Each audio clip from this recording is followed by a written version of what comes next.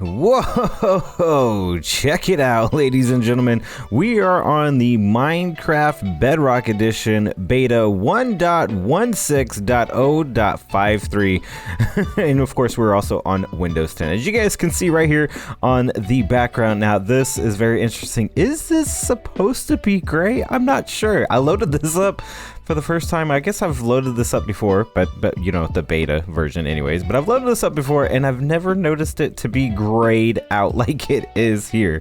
And as you guys can see, it's some of my texture pack actually loads up where it says NinjaCraft, but you know, the splash text that where it says beta, yeah, kind of overrules what it says. Same thing with the background. But anyways, we are here because we are definitely wanted to check out a few different things that are offered in the beta, because if you guys didn't know, this is basically where Truly Bedrock Season 2 is going to basically land. Yeah, so we want to check out some of the new features, some of the cool things that they have that, yeah, we can definitely be looking forward to. So let's go ahead and jump into the video.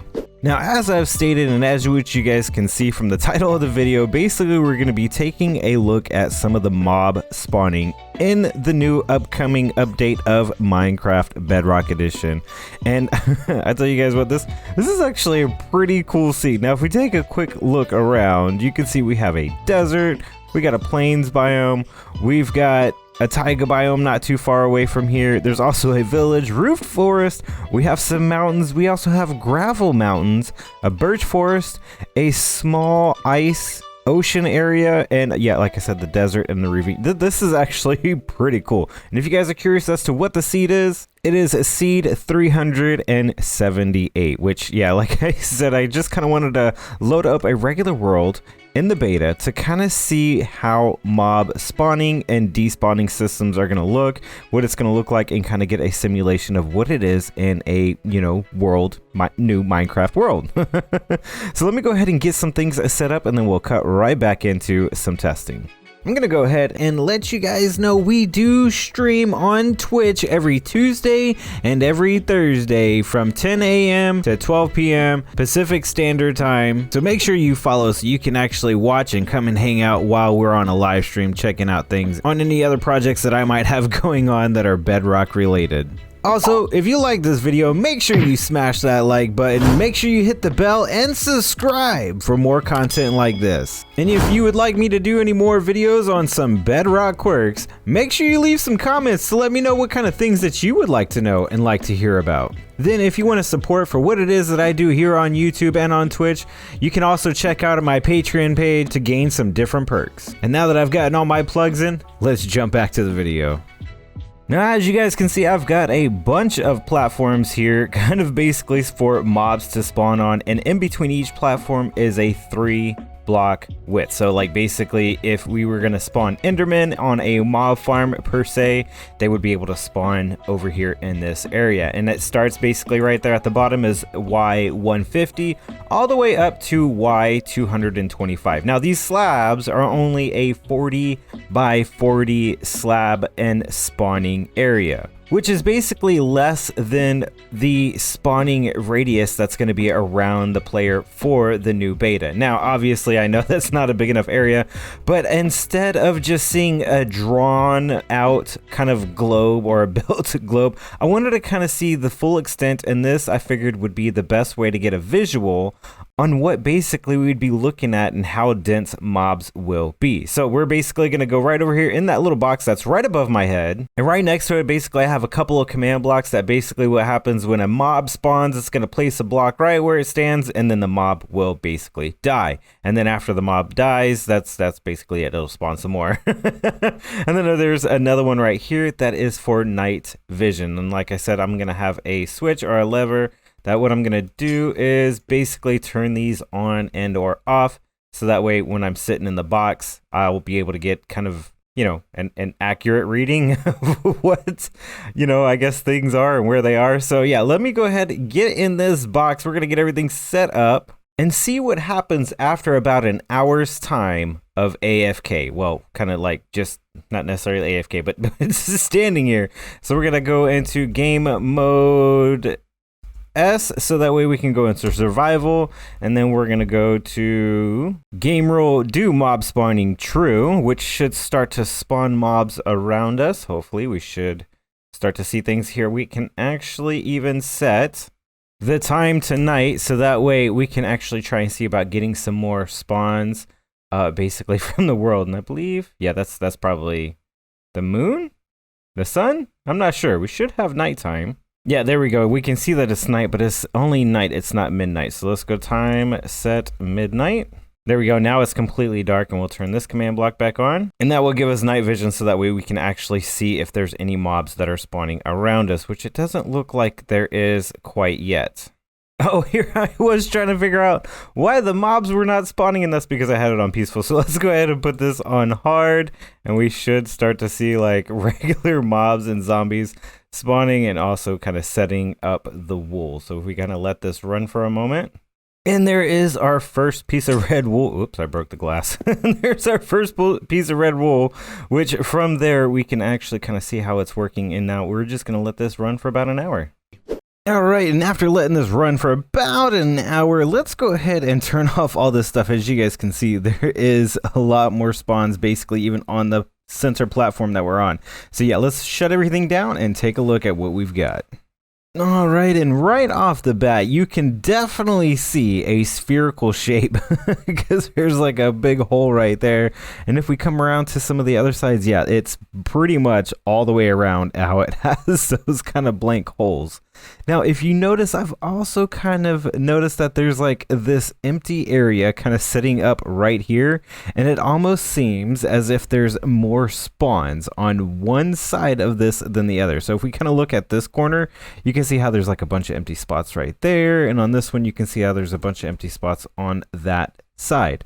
If we go on to the other corner, you can see that on the right side, there is so many spawns that it was even coming out over to the ledge. Now, I don't actually think they were spawning right there. I think what was happening is they were probably pack spawning or maybe spawning and then walking, and the command block couldn't quite keep up.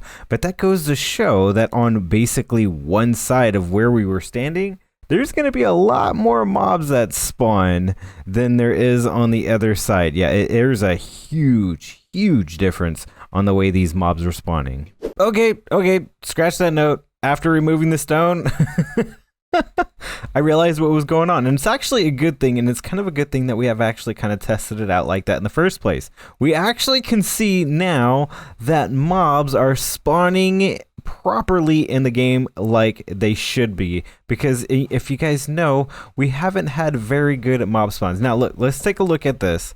If you notice as we go through this path, look what is right up underneath us. Obviously, yes, there is mobs spawning basically in the river biome, but yeah, very select few, which means that we could have some better farms for squids, drowned, trident farm things, fish. Yeah, we can actually get some pretty good farms out of specifically river biomes. So now what we're gonna do, so that way I don't take up too much more of you guys' time for this video, I'm gonna build a couple of more of those modules like I've had right there, but I'm gonna build up a couple of different ones in, you know, kind of various areas. Make sure that I'm not sitting over like maybe lakes and like actual lake biome type things. Yeah.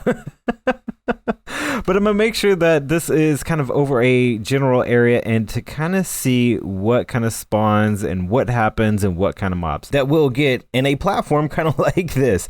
Yeah, let me go ahead and show you guys. I've actually run the first test already, and if I can, here, let's switch my view. Yeah, so wow. Okay, so basically, obviously, you guys noticed this is a lot bigger of a platform than what we had over on the other side, because I wanted to see the full extent of how far the reaches are of, you know, the mobs. Now, I probably could have gone down a couple more layers. The top is basically at build limit, so I couldn't go any higher. But I did measure out my platforms so that way I would have the same amount of platforms on the bottom as I would on the top. And there's some very interesting information that I found out from looking at this. At the top platform, you can see there is a very large concentration of mobs that kind of spawn up here. And if we go to the bottom layer, there is nowhere near as much of a concentration. Now, part of that might be due to like surface spawns and cave spawns, but even if I go up like a layer, one more right here, you can see it's still kind of dotted around and not really concentrated. The same thing if we go up even another layer, still not as concentrated as it is on the very top layer. And after clearing out all the different stone layers, you can see that when we look down below, that it is nowhere near as dense as if we look up above. Like you could just see that the red is just a lot more crowded. Yeah, this is pretty cool. And I actually like the way these kind of look and come out, because you can really tell and see like what some of the differences are.